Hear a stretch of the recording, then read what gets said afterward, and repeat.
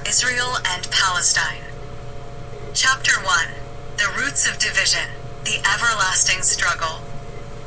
The Israeli-Palestinian conflict, long regarded as one of the world's most enduring struggles, traces its origins to competing nationalistic aspirations, territorial disputes, and deep-seated religious ties to the land. At its core, the issue revolves around two peoples claiming the same homeland. This clash of identities is not merely political, but deeply emotional, entwined with historical narratives, collective memory, and spiritual significance. Understanding the conflict requires tracing its trajectory from its roots to its present complexities. Early foundations and colonial interference. The seeds of this conflict were planted in the late 19th and early 20th centuries during a period of rising nationalism across Europe and the Middle East. Zionism emerged as a Jewish nationalist movement advocating for the establishment of a homeland in response to centuries of persecution. Simultaneously, Arab nationalism grew in opposition to Ottoman rule, envisioning a future of independence for the Arab peoples.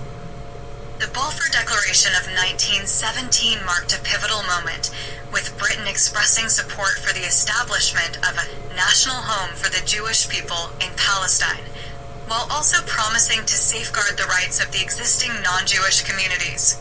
This dual commitment proved contradictory and laid the groundwork for future tensions. The subsequent British Mandate period saw increased Jewish immigration, often met with resistance from the Arab population, who feared displacement and marginalization in their own land. The partition and escalation.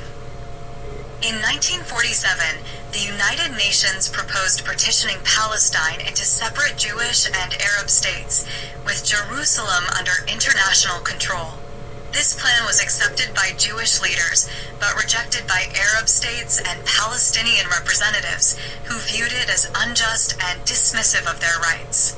The declaration of the State of Israel in 1948, followed by the First Arab-Israeli War, resulted in significant territorial gains for Israel and the displacement of hundreds of thousands of Palestinians, an event Palestinians refer to as the Nakba or catastrophe.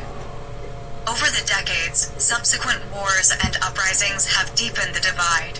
The Six-Day War of 1967 saw Israel capture the West Bank, Gaza Strip, East Jerusalem, and other territories, bringing millions of Palestinians under Israeli military control. The occupation of these territories remains a central issue, as do Israeli settlements, considered illegal under international law, but justified by Israel as essential for security and historical claims. Enduring points of friction. Today, the conflict's unresolved issues include the status of Jerusalem. Revered by Jews, Christians, and Muslims alike, Jerusalem is a microcosm of the conflict's complexities. Israel claims it as its indivisible capital, while Palestinians envision East Jerusalem as the capital of a future state. Settlements. The expansion of Israeli settlements in the West Bank has been a flashpoint, with critics arguing they undermine the possibility of a contiguous Palestinian state. Palestinian right of return. Millions of Palestinian refugees and their descendants claim the right to return to homes they fled or were expelled from in 1948 and 1967. Israel opposes this, fearing it would dilute its Jewish majority. Freedom of movement.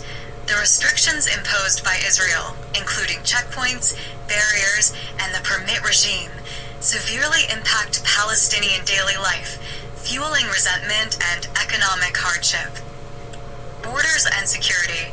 Questions surrounding future borders and guarantees of security for both Israelis and Palestinians remain unresolved, perpetuating cycles of distrust. Searching for solutions. Traditional solutions have often aimed at fostering coexistence. The two-state solution, establishing an independent Palestinian state alongside Israel, has been widely promoted as a compromise. However, decades of negotiations have failed to achieve this vision, stymied by political stagnation, violence, and competing priorities. Some advocate for a one-state solution, envisioning a shared democracy where both peoples have equal rights. However, this proposal faces significant opposition, as it challenges the foundational goals of both Zionism and Palestinian nationalism. Other more radical ideas have surfaced, including confederations or regional approaches, but none have gained widespread traction. Each proposed solution encounters the same challenge, reconciling two peoples' deeply rooted and often opposing historical narratives. Reflection and action. The Israeli-Palestinian conflict serves as a poignant reminder of how history, identity, and power can intertwine to create seemingly intractable problems. As we examine this enduring struggle, we are prompted to reflect on broader questions. How do historical grievances shape present realities, and can they ever be fully addressed? What role should international actors play in resolving deeply personal and localized conflicts? Can two communities with conflicting nationalistic aspirations find a path to mutual recognition and coexistence? These questions are not just academic, they demand engagement, empathy, and a willingness to challenge entrenched perspectives. In seeking peace, perhaps the greatest challenge and opportunity lies in transcending narratives of division to imagine a shared future grounded in justice and dignity for all. Chapter 2: Reimagining Resolution. The idea of resolving deep-seated geopolitical conflicts through dramatic, unconventional measures is not new. However, one such proposal, discussed during the Trump administration, brought the world to a pause: the relocation of Palestinians to Indonesia. At first glance, this suggestion seemed reductive, even shocking, as it dismissed centuries of historical connection and personal identity tied to the land of Palestine. Yet, upon deeper examination, it unveils a pragmatic, albeit controversial, approach to addressing an impasse that has defied conventional solutions for decades. The roots of the proposal. The Israeli-Palestinian conflict is among the most complex and enduring disputes in modern history. Efforts to mediate peace have often foundered on the rocks of irreconcilable differences.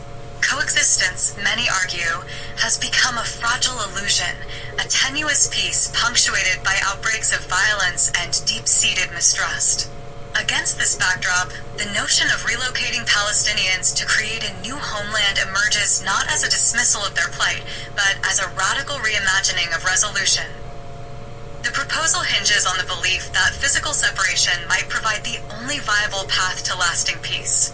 The proximity of Israelis and Palestinians has often been cited as a key factor perpetuating conflict, where shared spaces become battlegrounds for competing narratives and grievances. A complete geographical shift, while extraordinary, could break this cycle. Why Indonesia? Indonesia, the world's largest Muslim-majority nation, offers unique qualities that proponents of this idea found appealing. Its history of cultural and religious tolerance, despite its challenges, suggests a capacity to integrate diverse populations. Moreover, Indonesia's vast land resources and relatively low population density in certain regions present a logistical advantage for accommodating an influx of people. Imagine the establishment of a new Palestinian homeland on Indonesian soil. This vision includes international financial backing to ensure a robust start, infrastructure development, housing, education, and healthcare. Economic incentives, such as trade agreements and foreign investments, could transform this area into a thriving society. Freed from the constraints of territorial disputes, occupation, and conflict, Palestinians might find an opportunity to build anew, grounded in self-determination and sovereignty. Challenges and counterarguments. The audacity of this idea naturally invites criticism. For many Palestinians, the proposal seems like an erasure of their identity, a forced detachment from the land that forms the core of their history and culture. Jerusalem, in particular, holds profound religious and emotional significance for Palestinians, as it does for Jews and Christians. Relocation would mean severing their connection to sacred spaces that have defined their narrative for generations. Moreover, the logistical and political challenges are daunting. How would such a relocation be implemented without violating fundamental human rights? Who would oversee the process, and how would consent be secured from millions of individuals? Additionally, Indonesia itself might face internal resistance, with its citizens questioning the feasibility and implications of hosting an entirely new population. Reimagining peace. Despite these challenges, the proposal invites a broader conversation about what peace could look like when traditional approaches fail. Could creating an entirely new context for Palestinians lead to empowerment rather than disenfranchisement? Is it possible to view relocation not as displacement, but as an opportunity for rebirth and renewal? To succeed, such an idea would require unprecedented international cooperation. It would demand an unwavering commitment to human dignity, ensuring that every step prioritizes the well-being of those involved. It would also necessitate confronting uncomfortable truths about the limitations of current frameworks and the willingness to explore uncharted territory in the pursuit of harmony. Reflective questions.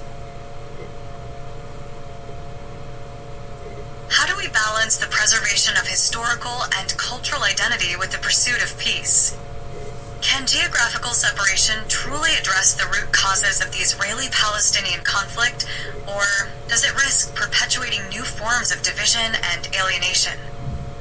What lessons can be drawn from history about the relocation of populations, and how might those lessons inform the ethical considerations of such a proposal? How can international aid and investment be leveraged to create opportunities for displaced populations without fostering dependency? This chapter challenges us to step beyond the constraints of conventional thinking and consider what resolution might look like in its most transformative form. As we grapple with these questions, we are reminded that peace is not merely the absence of conflict, but the presence of justice, dignity, and opportunity for all involved. Chapter 3: The Social Conscience of Radical Change. The relocation proposal stirred an immediate wave of astonishment, its audacity eclipsing conventional debates over the Israeli-Palestinian conflict. For decades, discussions about peace in the region had centered on coexistence, territorial compromises, and reconciliation within historical borders. Yet, this proposal to establish a Palestinian state far from its ancestral lands, in Indonesia, of all places, forced the world to confront uncomfortable questions about justice, sovereignty, and the human cost of conflict. Critics quickly decried the ethical implications. Was it just to uproot an entire population from their historical homeland, no matter how well-intentioned the reasoning? Many argued that such a move mirrored the very colonial logic that had sown the seeds of displacement and conflict in the region's history. The idea of peace built on separation and relocation seemed to some like a betrayal of fundamental principles of justice and self-determination. Others, however, saw a glimmer of hope in the radical proposal. Could this offer an escape from the cycles of violence and stagnation that had gripped the region for so long? A new Palestinian state, situated in a neutral and supportive environment, might provide its people with the stability and opportunities they had long been denied. Stripped of the heavy baggage of historical grievances, such a state could serve as a model of renewal and resilience. But could nationhood truly flourish so far removed from the land that had shaped its identity? The very notion of relocating a nation compelled deeper reflection on the meaning of nationhood in an interconnected world. Does a nation exist solely as a geographic entity, bound by borders and land? Or can it thrive as a community of shared values and aspirations, irrespective of physical location? In a world increasingly shaped by migration and globalization, the Palestinian question posed an urgent challenge to these assumptions. The proposal's success, of course, would hinge on several critical factors.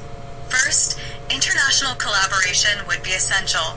A relocation of this magnitude would require an unprecedented level of financial investment and diplomatic coordination. The global community would need to unite in providing infrastructure, security, and resources to ensure the viability of a new Palestinian state. Second, and perhaps most importantly, the voices of the Palestinian people themselves would need to guide the process. Any plan imposed without their full participation and consent would only replicate the injustices of the past. Indonesia's role in this vision was equally crucial. As the proposed host, it would need to demonstrate extraordinary openness and readiness to integrate a new nation within its borders. This would test the limits of its own social, political, and economic systems, requiring deep commitments to inclusion and equity. Could Indonesia rise to the challenge and become a symbol of global solidarity and innovation? In considering this proposal, the global community was forced to reckon with its own values and limitations. The Trump solution, while undeniably controversial, brought to the forefront an essential question: are we willing to entertain unorthodox ideas in the pursuit of peace, or are we bound by traditional paradigms that have repeatedly failed? For too long, the search for peace in the Middle East had been constrained by incremental approaches and half measures, leaving countless lives in limbo. Perhaps it was time to embrace a vision as bold and unconventional as the problems it sought to solve. Yet boldness alone is not enough. The world must confront the profound ethical dilemmas that come with such a proposal. How do we ensure that the pursuit of peace does not come at the expense of justice? Can the global community create a future for Palestinians that honors their identity and history, even if it means reimagining the very concept of homeland? Ultimately, the path to lasting peace lies not in clinging to the status quo, but in daring to imagine a radically different future. This vision demands clarity, courage, and a willingness to challenge deeply held assumptions. It also requires humility and empathy, a recognition that the lives and dreams at stake are not abstract problems to be solved, but human realities to be honored and nurtured. Reflective questions. How do you define justice in the context of long-standing conflicts like the Israeli-Palestinian issue? Can justice and compromise coexist? What does nationhood mean to you? Is it tied to a specific land, or can it exist in shared values and aspirations? How can the global community balance bold innovation with ethical responsibility when proposing solutions to complex problems?